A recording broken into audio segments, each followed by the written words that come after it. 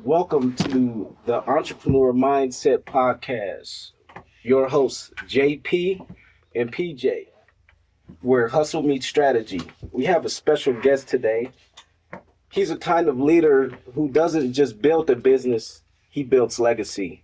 His journey is rooted in purpose, family, and relentless drive to turn adversity into opportunity.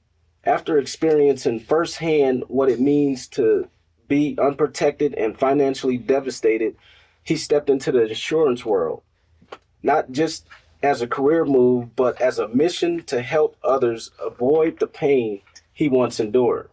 What started as a desire to protect families has evolved into a thriving agency with over 50 agents, all aligned around his core philosophy he lives by, the five F's: family, future, financials, flexibility, and freedom. His belief is simple yet powerful.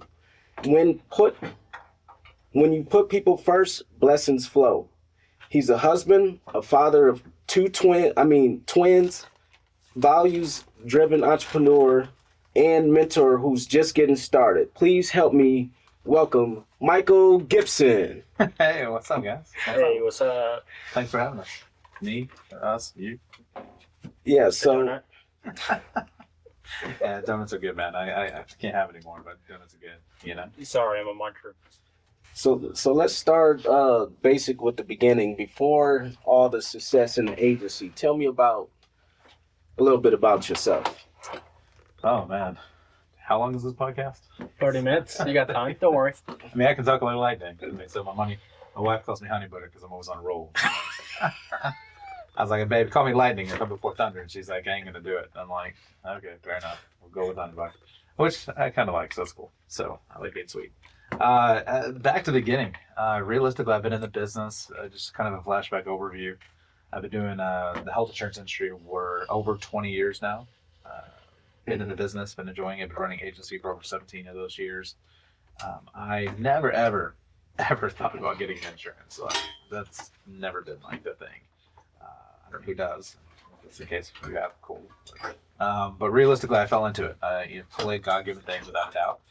I prayed for patience and got hit with this in my truck, and I paid for blessing and passion and purpose and finding a future. And he gave me this career basically.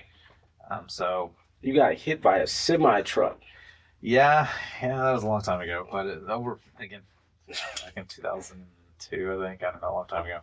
How did that That's my happen? age, right? Guy ran red light, hit me head on. Wasn't able to walk for almost 2.5 years, 4 years without support. And, realistically, didn't just had to learn how to walk again. I mean, doctor told me I never walk again. Can't feel my left foot, my knee down. 17 surgeries, 22 pieces of metal in my body. Just a crazy story. At the end of the injuries is where I met my wife, basically, my recovery time, and she was a girlfriend at the time. And through that experience, I became homeless. I lost everything, living out of my car. Fun stuff, not really by any means, don't recommend it. But, and then I said, God, if you are who you are, give me my passion, give me my purpose. And I don't recommend anybody testing God by any means, ever. It's like that genie wish. You never know what you're going to get sometimes, right? Because God brings blessings in disguise. So more times than not, people see it. So, and I found this career, honestly. Were Ever since. were you properly insured at that time? Oh, no. Yeah, I didn't have insurance at that time. So I definitely understand the need because I had a $500,000 on medical bills, no insurance, got screwed, lost everything because they wouldn't, I couldn't pay them, so they didn't treat me, honestly. Until my lawsuit finally finished, which there was no money in the lawsuit to do anything else. So I go, I'll sue somebody, cool. Well, guys, you can't sue somebody, there's no money. There's no money. So, Right. I had some of my bills paid, but besides that, it was just lost everything, so. Yeah, not everybody, takes the pain and turns it into purpose. What made you lean into this instead of just being defeated? Because you were homeless, you had a girlfriend, which is Well, you can pick which story you want, but realistically, there's probably three main things that really motivated me. One, I've always been in sports, had a full scholarship to college, played sports all my life. Mhm. That was definitely a competitive edge point of view where I've done plenty of rehab, done plenty of fighting back, and recovery. So I knew what that looked like and I've done it before. But honestly, it was more about the mindset. It wasn't even the physicality of it. I guess it's the key hot topic word today, physicality. But Mike, the mic closer. yeah, I can move closer if it's popping. Sorry about that. Yeah. And so the thing that happened was, I mean, my girlfriend at the time, and she's my wife now. We've been married for 17 years, and she was like, "Hey, crap, or get a spot. Like, figure out what you want to do. Like, you're worth something. Don't just be sitting around. Don't be waiting for something to happen. Like, go get it. Like, stop. Like, I love you, but I'm not going to marry a bum. So get it together." So that was a breaking point when she gave you that ultimatum, pretty much. I mean, that was the first one. My mama has always been there for me, big role icon in my life, and she's like, she called me honey, so I guess honey butter fits. But she was like, "Honey, you look, you've always gone after your dreams and you've always accomplished them. Why is this any different? Right? Just because they were broken doesn't mean you can't build another one."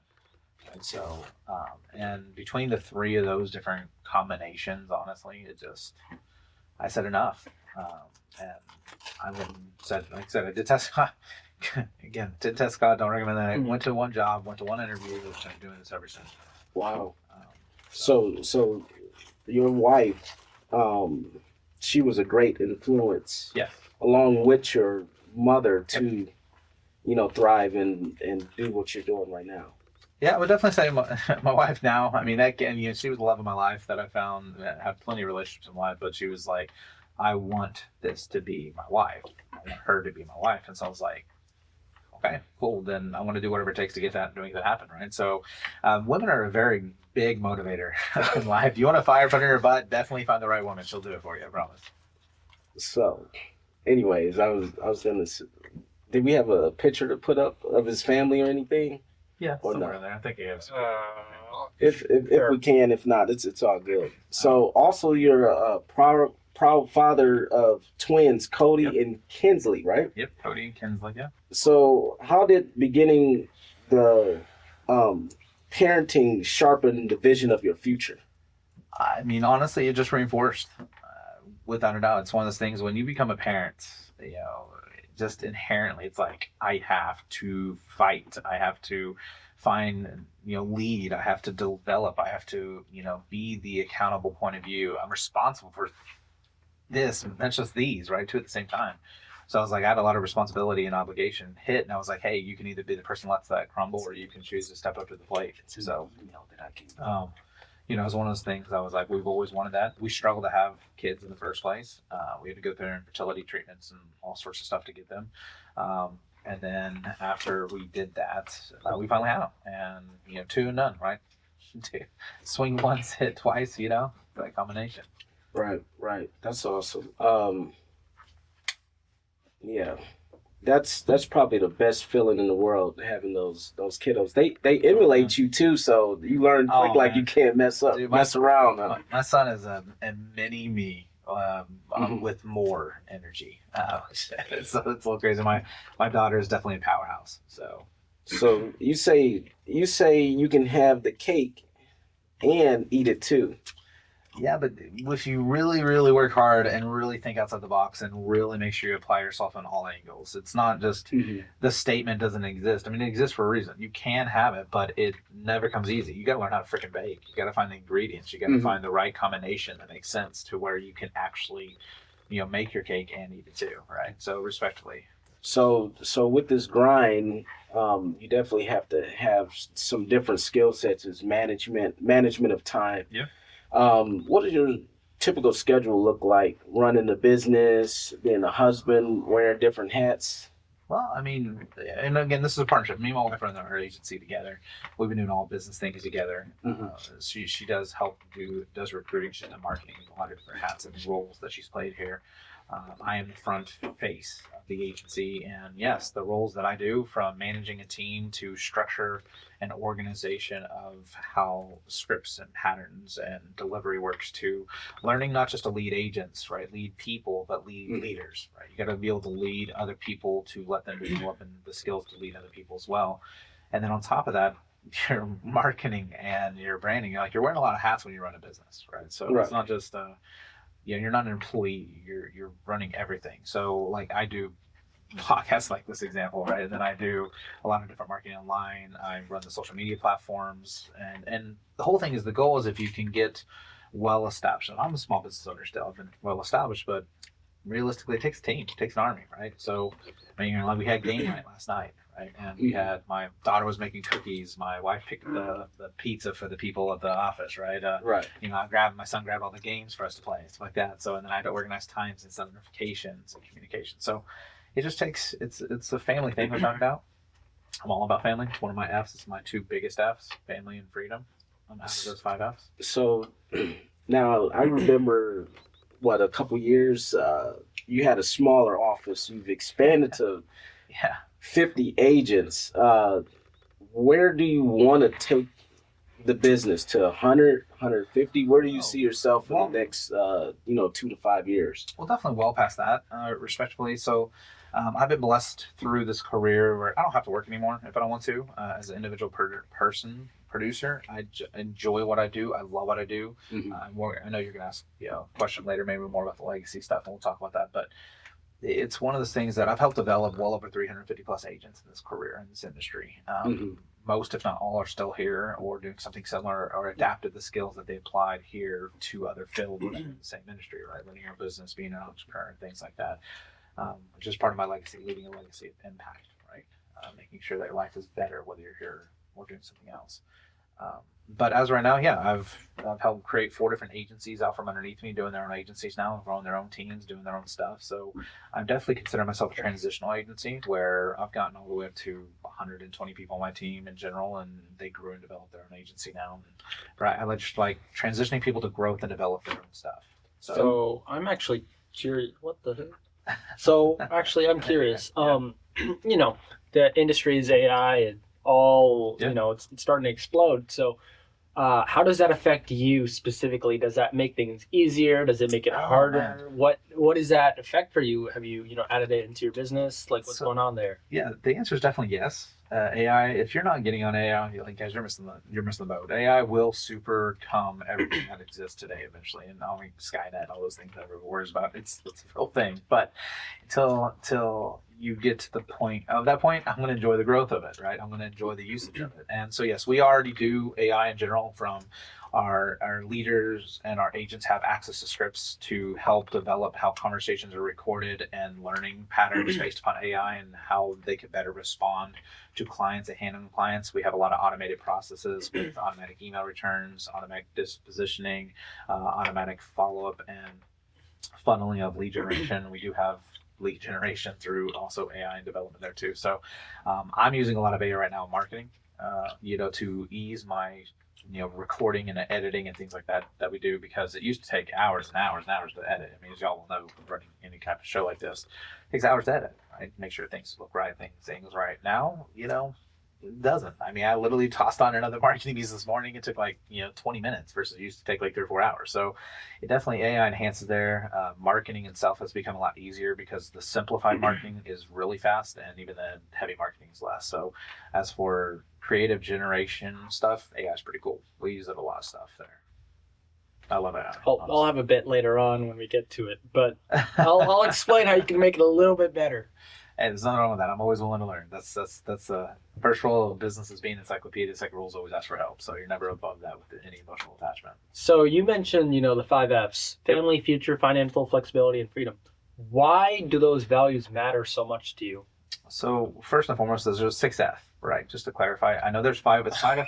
No, I was like, wait. No. No. It's a 5 F philosophy, but it's overwritten by a single standard F. And I tell people all the time, hey, if you're not fighting, you got in life in general, much less in business, you got to fight for things you believe in. You got to get at it. There's no handouts, right? It just doesn't exist. So you got to fight for what you want and go after it. And so I say, if you're not fighting and sacrificing time, energy, effort, and if you're going to sacrifice time, energy, effort for anything, it better be for your family, financial flexibility, freedom, or future, right? If you're not fighting for one of those F's, what the F you doing?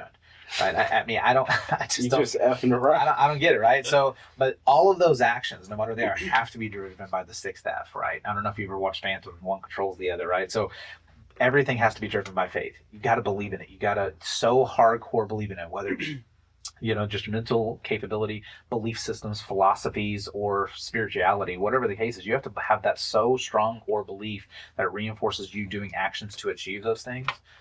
Everything's driven by faith, right? So, Right. whatever that is. So, now that we've gone on to the faith topic, everyone here, I don't know what religion we are, but Sure. how to you especially, for me, religion's not that big of a deal. Sure. I don't push it on anyone else. I don't care. But how big of a deal was that for you? Because I know that you said, it was a pretty big impact for you. Oh yeah, no, faith is, and I'm a Christian. I don't mind, not very fine with saying about that. Christians get good or bad views, whatever your point of view is, but the underlying faith, right? Even I'm a big Superman fan. You'll find that out later if not already. Man of Steel. But the whole point of faith is we have two simple rules that I follow by in general. Is there is no hate, and believe what you want to believe. Don't force your beliefs on anybody else. My job is to promote what I stand for, what I represent, who I am for, knowing who I am, and let the world know about that. Let the world shine, right? Promote.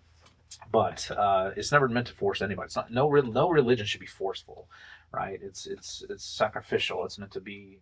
It's meant to be able to give into, right? For yourself. That's it, right? And it's the bonding. I definitely believe more in the relationship side of the faith and the developmental it's originally for than the promotion side of faith that a lot of people seem to get into sometimes. Or the manipulation aspect as well. Yeah, that's inevitable. I mean, anything good can always be manipulated, be bad, and anybody that is bad will always find a way to make it happen just because they have their own means intended versus other means, right?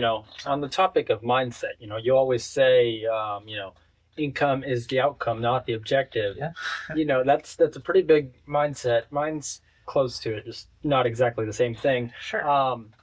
What other beliefs do you use to live throughout the day? Oh man. Yeah. How long is this podcast? You got time. The income and the outcome, that one's a hard one, honestly, because at first, man, I got into business to make money. I mean, no offense, I love helping people. People, I believe, are inherently built to help people. Like they are. They're just literally built to help people. But at the same time, it was where I was homeless, man. I mean, was broke, right? I mean, I was trying to make money, right? So prove a point, right? To my father-in-law, my in-laws, right? Or the future in-laws. And I was trying to prove a point to myself. I was trying to prove a point to everybody in my life that said, hey, after this, you can't recover. You can't make it. I love that, right? If you have any entrepreneurial experience, someone tells you you can't do something. Ooh, it fires. So many teachers. Watch, just watch, right? So it's like, it's one of those things that, yes, income is the outcome. It definitely transformed into that 2 or 3 years into my career, transitioning to understand it's not about me, it's about my team, and wanting to go in that leadership concept. I started following a lot of leadership mantras and concepts, and it was just like, man, I have to be bigger than that. I can never. There's limitations to just making about the money, right? You can talk to anybody that's ever made money, and they're going to go, man, it's cool, it's nice. I'm not going to complain about making money, but at the same time, it's like you get to the point where it's like, okay, it's not motivating. Money. I tell people all the time, money is a temporary motivator. It's not permanent passion, right? So you got to find something bigger than that turns from motivation to discipline. Mm-hmm. That allows you to enjoy being disciplined, right? So, but as for income as outcome, not the objective, I think that when you make your objective something that you can believe in, you have passion in, you have purpose in, that you fight for, then you're not going to stop. I mean, it's not about the money. And the moment I made it about putting people first and helping other people and finding their purpose and their passion, man, I made a lot more money. I mean, I'm not going to complain either. So, but it wasn't because of that, honestly. It really wasn't. But there's plenty of other mantras. I mean, I follow without a doubt. So everybody, here's one that's the people like, right? That my mom always used to say all the time, the pot, everybody wants the pot of gold in the rainbow. No one wants to climb the freaking rainbow.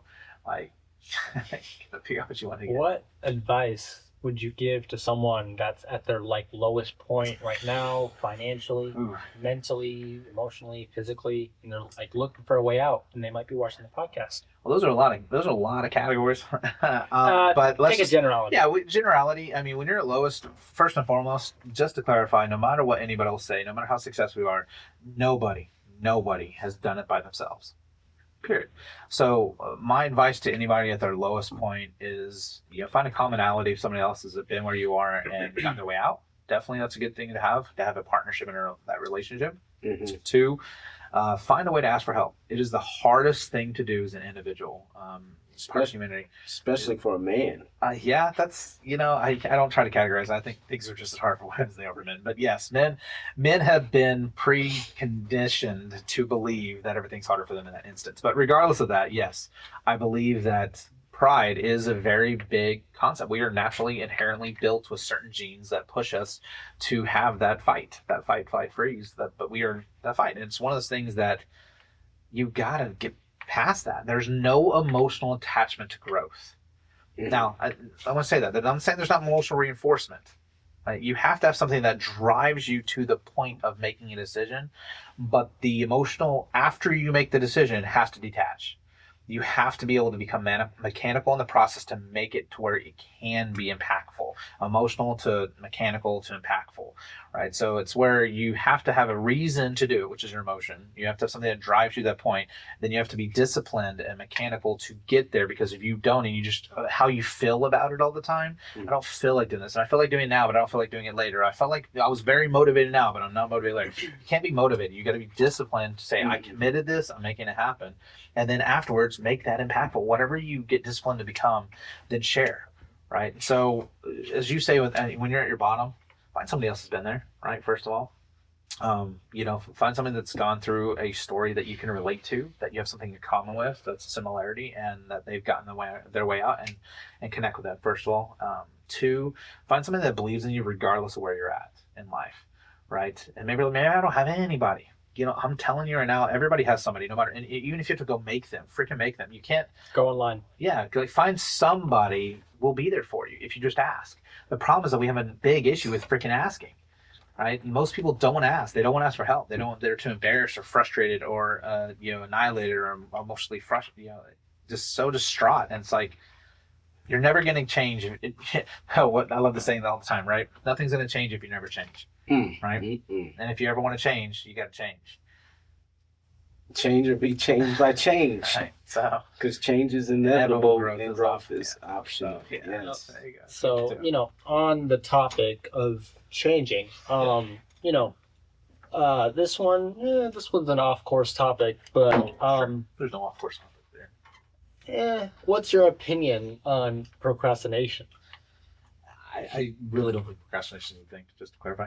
I think there's avoidance. I think that people haven't made the decision on whether they're going to do or not do something. It's not because they aren't able or capable of doing it. Procrastination is putting off things that you don't want to do. So you have to decide, do you want to do it or not want to do it? If you don't want to do it, then find something you want to do, right? So if you'll never be procrastinated to do an activity if you love what you do and if you find reason behind what you're doing it and it has a purpose overall of achievement. If you're procrastinating, so especially if somebody's telling you to do something versus you taking ownership of it and deciding yourself, that's a big difference there. Most people will procrastinate on other things they're being given to do, whether it be tasks, chores, activities, whatever it is, because until they're forced to do an action, most people don't, right? But if you choose to do it and you're avoiding it, then you really need to dig deeper than that surface level. If you're procrastinating something that you chose to do, then that's not really the issue, right? You got to figure out what the issue is causing. How does that, I know tons of entrepreneurs, honestly, that they're like, I'll do it later, or they procrastinate something. What, you've done this industry, you're a psychic? I didn't know that. Do you have the skill? You know the future? For what? You just said you're saying that a lot of these people want to put off to the last minute. I was like, oh, well, if you're a psychic, then no, a lot of my friends. Yeah. Well, I mean, they've told me. Yeah. Right. So they've told me they've made me lose my train of thought. Sorry, I wasn't trying to get your method lost there. You're putting off things till there's a future. Right. In the future, right? So time. A lot of younger my generation specifically. Sure, I'm still the best. Just to clarify, we have the best generation. We're not competing. I'm not competing with anyone. Big beat. It's not a competition. But but it's a collaboration. We're trying to help you all out. Cross the bridge to generations. Right. So our generation thinks we can just wait. What is an opportunity instead of going to create one? So, what's your advice to the younger generation to just go and do it? Or I don't know. You're gonna be dead without an opportunity. I don't want to say. If you're going to be waiting around for somebody to give you an opportunity, then what are you doing? I mean, there's never anybody that just sat around and just got an opportunity unless you were born into it. And guys, that's less than 0.001% of the whole world. So realistically, unless you're already born, which you're alive, by the way, it's not a thing, right? If you ask any entrepreneur that's ever been given any opportunity that's ever been successful that you idolize or chase after, none of them were given an opportunity. So if they're waiting around for that, cool. I mean, you at least had, even if to find a job or a career possible of an opportunity, you still got to apply. Right. You can't just sitting in the house like, hey, someone's gonna send me an email, you know? Well, their generation, they're probably on Chat GPT. You know, how do I get $1 million to fall out the sky or something? Well, I don't know. That's what we do, though. But there's nothing wrong with that. I mean, being dependent on a technology is never a bad thing, right? You know, until like Rome fell and, you know, Greece fell. And the U.S. is about to fall. Oh, I'm not going to go there on any level. Let's not, because I know a little bit too much there. We don't. No rabbit hole chasing today. that can be a different podcast. I'll be glad to go on a different podcast. Yeah, for sure. What is, we're going to do fast five. Rapid fire. What's one book or quote that changed your perspective on life? I mean, without a doubt, the Bible has changed my perspective of life, and something I advise to anybody, regardless of religious or not. It is a great atonement to just life in general. Great philosophies, generality of philosophies, great concepts and translations of perspectives. Regardless of religion, the Bible is still a good reference point to go, and it has definitely changed my life. A lot of philosophies and faith that goes involved with that. Now, as for business books, I recommend psychology books more than even salesman books. So if you're trying to get into sales at all, I mean, I don't recommend sales books, honestly. They're fine. They're good. They're good pattern stack. You'll take your golden nuggets from different people like Alex Posey or, Ben Blount, Jeb Blount, things like that. You can take from them, and they're great. And I read all those books. I've read all those books. But I would definitely say The Greatest Showman, The Greatest Salesman, not Greatest Showman. It's a good movie too, though. But Greatest Salesman was a good book that I definitely enjoyed as a book recently, and definitely had a powerful mindset change with some of those. All right. Who's someone you admire or look up to? Rapid fire. I still look at my mama. She's not with me anymore, but I still look up at her and reference her every single day. I don't know why. It's true, right? You asked, right? So, yeah. As for looking at in general in the world, I'm not a big celebrity chaser concept person. I definitely like a couple entrepreneurs that I listen to and follow. But realistically, not a whole ton, honestly. I mean, one of those, I love my CEO of our company. He's a good guy. He takes care of people and has led from the front many times. And, I definitely, Kevin Farrell is one of my best friends, and he's helped me a lot of transitioning from the independent sales side to a leadership role perspective. Let's do legacy in one sentence. The whole purpose of my belief system is leave a legacy of impact, because impacting others is what changes your future. Changes others, nice. Now, how can people find you? Well, I'm here in Frisco, Texas. I have an office here. You'll find me anywhere online from me personally. My cells that you'll still see is the insurance guy, right? The insurance guy for Hope. You can come on Facebook, Twitch, X, Instagram, websites, ntoagency.com, insuranceguyagency.com. You can find us on TikTok. It's more fun. Put good stuff is either there. So they can search you as the insurance guy, and you're like AKA Superman, right? Yeah. So where does that come from?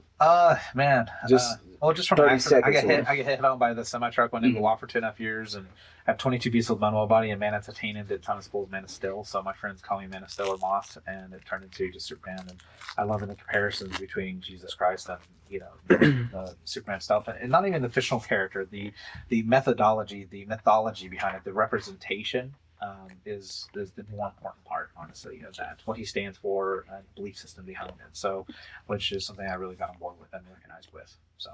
So, thank you, Michael, for your time. Yeah.